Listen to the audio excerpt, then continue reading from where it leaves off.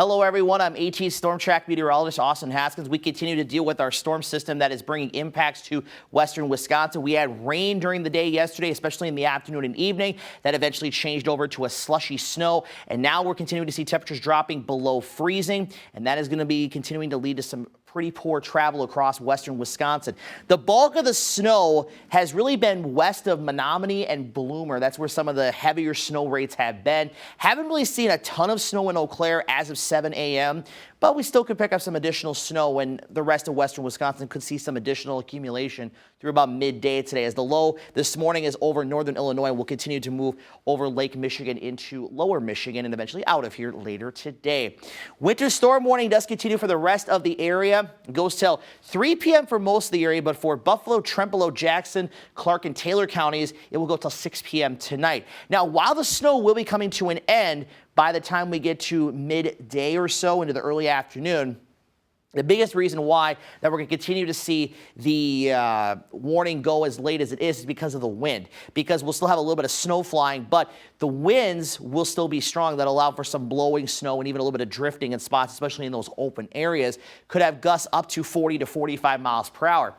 The winds will gradually taper off and should be less than 10 miles per hour, in some cases even less than 5 miles per hour overnight tonight. So finally we get a break from the wind, but we're still going to deal with impacts with the system throughout the day as it again continues to move away. Trough extending from it will keep the light snow chances around through about midday, early afternoon, and then we will quiet things down into tonight. Another system up to the north, not going to bring really any impacts to our weather other than at least a few clouds during the day on Thursday. That's about it. Then Thursday night, we're quiet. Another system is going to pass to our south and bring some snow for places along the Interstate 80 corridor, but that one won't really bring any impacts to our area. The next chance for maybe a touch of light precipitation comes as a weak clipper and a weak cold front slides through on Saturday.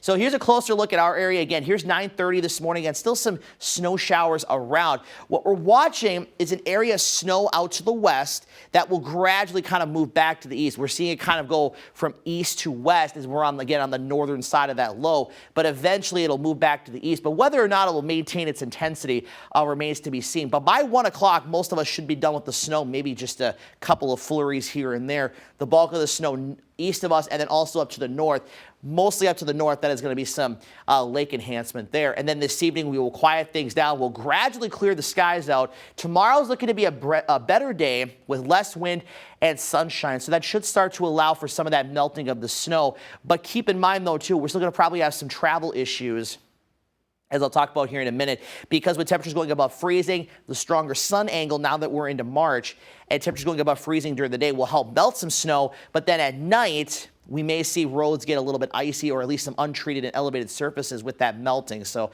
something to kind of keep in mind the next couple of days. Few clouds during the afternoon and evening hours, and then a partly cloudy sky heading into Friday morning, and then most of Friday looking pretty nice as well. So additional snowfall through early afternoon from about 7 a.m. on, a ½ inch to as much as 2 to 3 inches on top of what's fallen already. Higher end totals could be 3 to 4 inches, but generally speaking, I think totals will remain under 3 inches or so.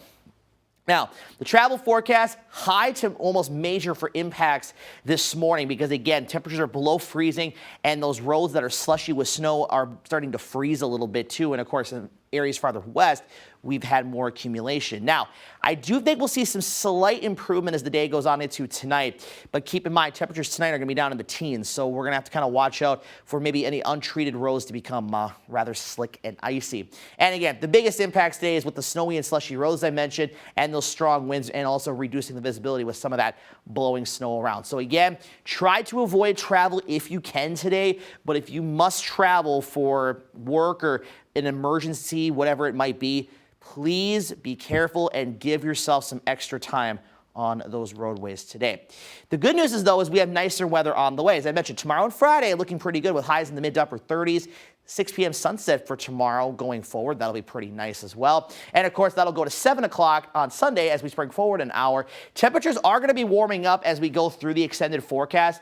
As I've talked about the last couple of days, though, depending on how much snow we pick up, in any location, plus how much snow we melt in the coming days, that's going to play a role in temperatures going forward. There's a chance that some places will get into the 50s next week, and I can't rule out maybe even touching 60. But again, those will be in the areas that end up not having any snow by then. So stay with us. We'll keep you updated on that.